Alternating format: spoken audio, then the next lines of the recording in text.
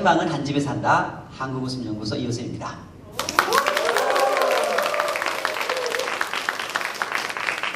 지금 이 시간 여러분들에게요, 무엇이 내 마음속에서 어떤 것이 진정한 자신감에 대한 부분을 나눌 거예요.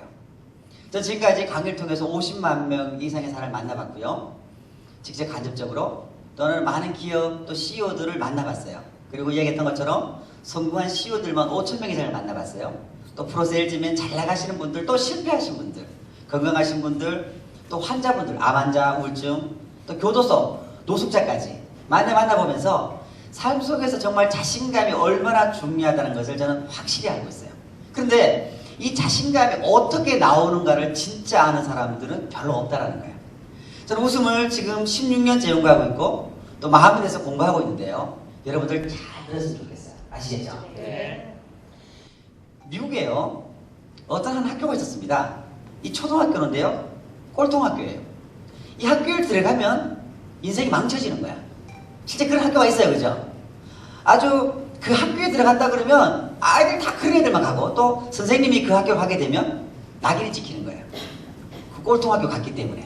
근데 한 초등학교 선생님이 그 학교에 직접 자원을 합니다. 근데 주위에 있는 사람들이 말리기 시작해요. 야, 너 가면 너의 명예에 문제가 돼. 너의 경력에 문제가 되니까 가면 안 돼. 절대 가지 마. 근데 이 선생님은요, 자발적으로 그 학교를 직접 찾아갑니다. 그리고 그 학교를 들어가요. 초등학교 1학년 담임 선생님이 됩니다. 그런데요, 그 아이들은 공부를 하지 않아요. 한글도 잘 몰라요.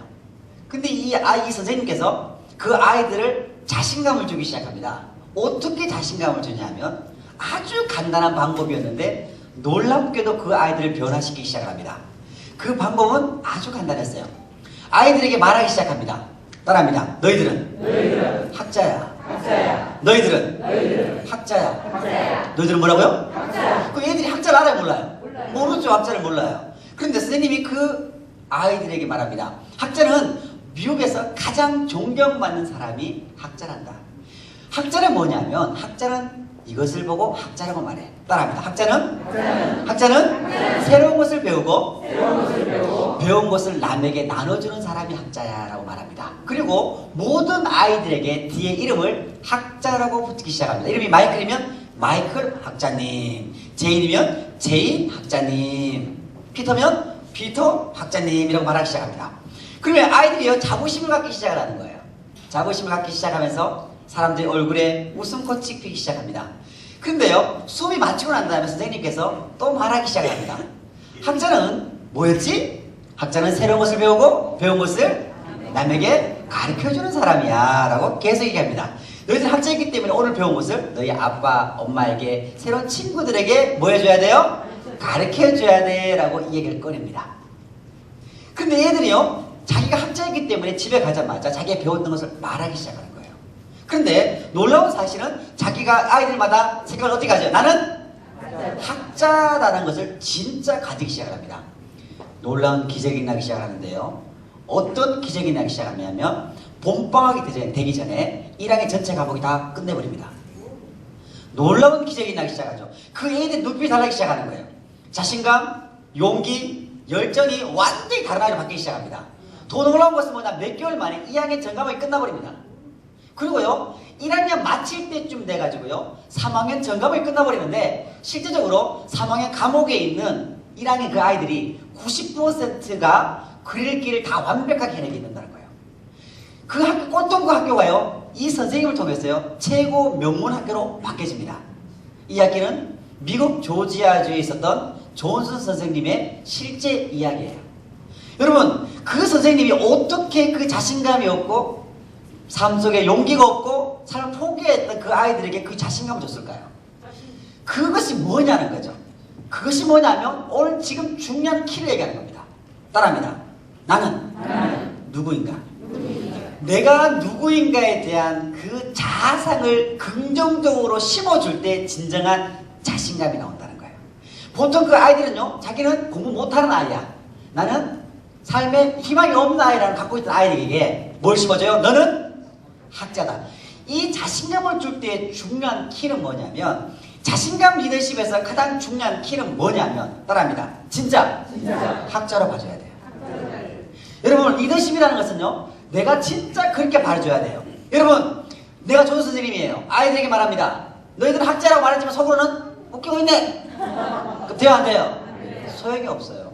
여러분들 지금 진정한 리더십과 자신감 에너지를 만들기 위해서는요 정말 그렇게 바라줘야 된다는 거죠.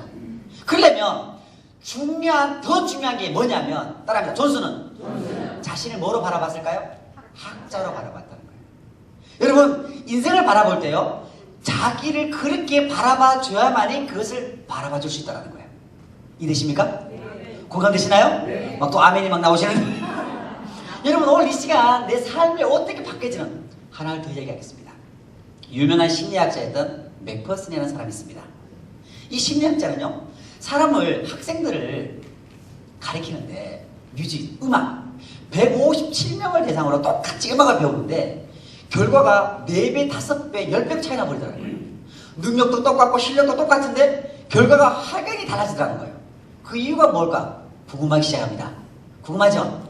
여러분 똑같은 공부를 하는데 어떤 사람은 너무나 결과를 잘 내요. 어떤 사람은 결과를 내질 못해요. 그렇잖아요. 여러분들은 어떻게 그걸 하시겠냐는 거예요. 그런데요 그 원리를 답을 이 심리학자는 찾았습니다.